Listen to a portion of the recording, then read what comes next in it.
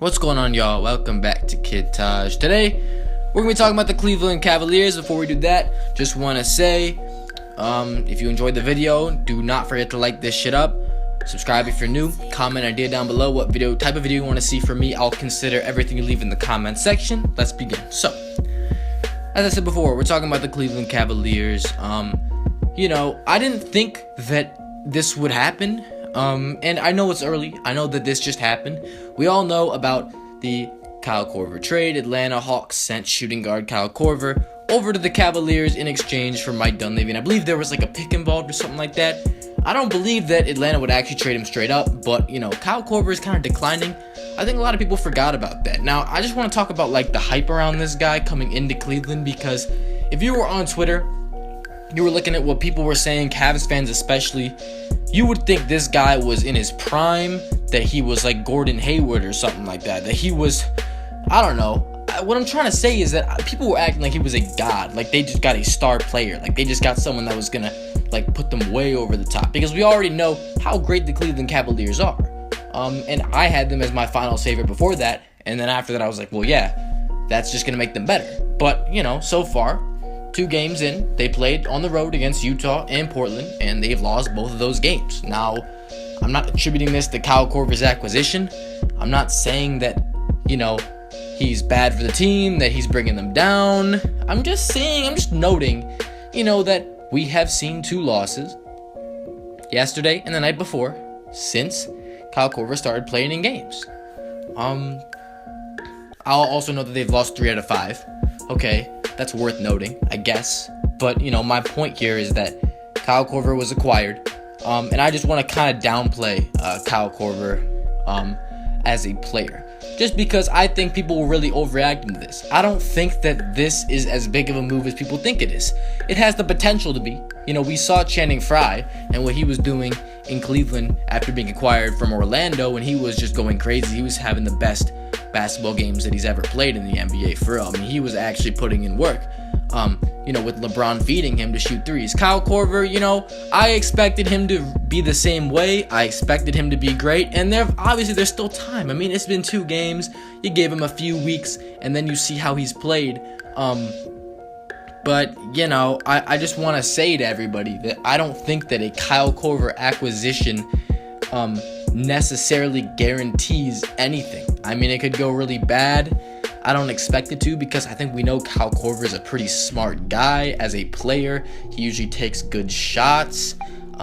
He's a guy that could really play on this team because he's a veteran. He's smart. He's got high basketball, like you said. But it hasn't been. It's been a shaky start. That's pretty much the point I'm making. Now, let's just get this down. That Kyle Korver is 35 years old. He's on the down end of his career.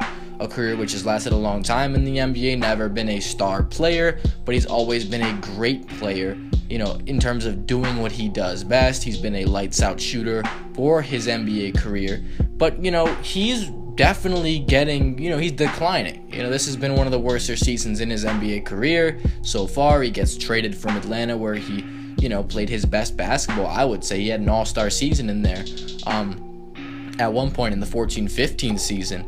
But for me, it's like Kyle Korver he's older now, and he's not able to do a lot of the things he was able to do before. But he does add another, degree of shooting. He can do a lot.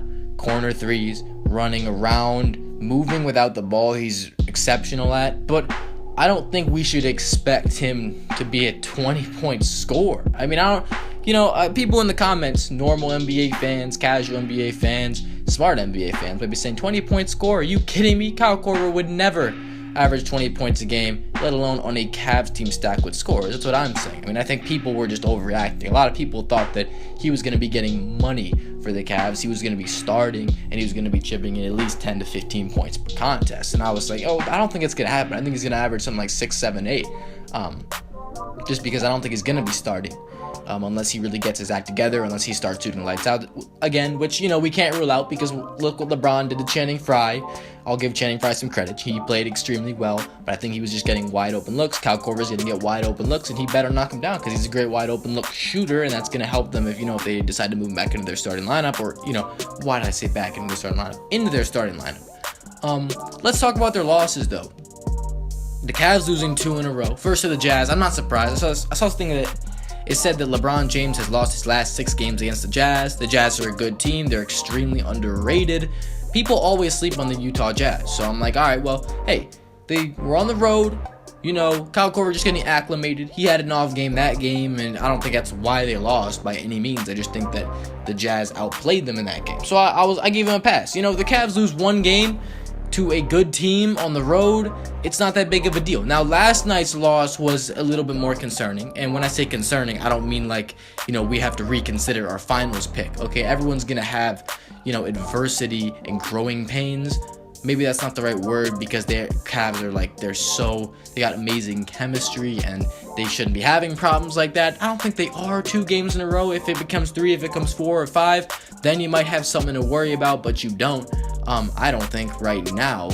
The reason I'm making this video is just to note it, just to, you know, explain why Kyle Korver is not as big of a deal as people are saying he is.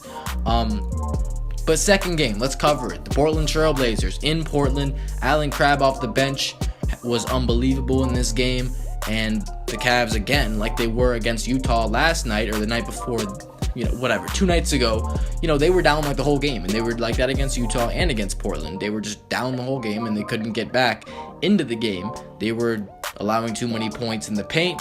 They just weren't playing good enough defense. And LeBron James has been arguing about foul calls, or not arguing, you know, but he's been complaining to the league, talking about how, you know, he's not reffed correctly, he doesn't like the calls he's not getting, blah blah blah. You know, we hear it all the time from the star player, talking about how they deserve more foul calls. I mean, it's not really a big deal to me. Paul George does it all the time, or used to. I guess he's not doing that anymore. That's unrelated, but yeah, Derrick Rose, we've heard it from a lot of guys. LeBron James, you know, I think I saw some people talking about this, you know, saying that LeBron James doesn't think he gets the good foul calls because he's so strong that people just bounce off him, and he's good at just staying in place and making it look like it's not a foul because he doesn't get hit hard enough to make an impact, but he's actually getting hit and whatever. But, you know, I don't think he feels it that hard. You know, if he's not reacting to it, I don't think it should be a big deal. Maybe he's just so big that, you know, you hit him and then he doesn't go anywhere because he's just huge and it's so hard to move him. But if it's hard to move him, then it shouldn't really affect his shot going up. Anyway, that's kind of unrelated. But yeah, we're talking about the Cavs since Kyle Korver acquisition. They're 0-2.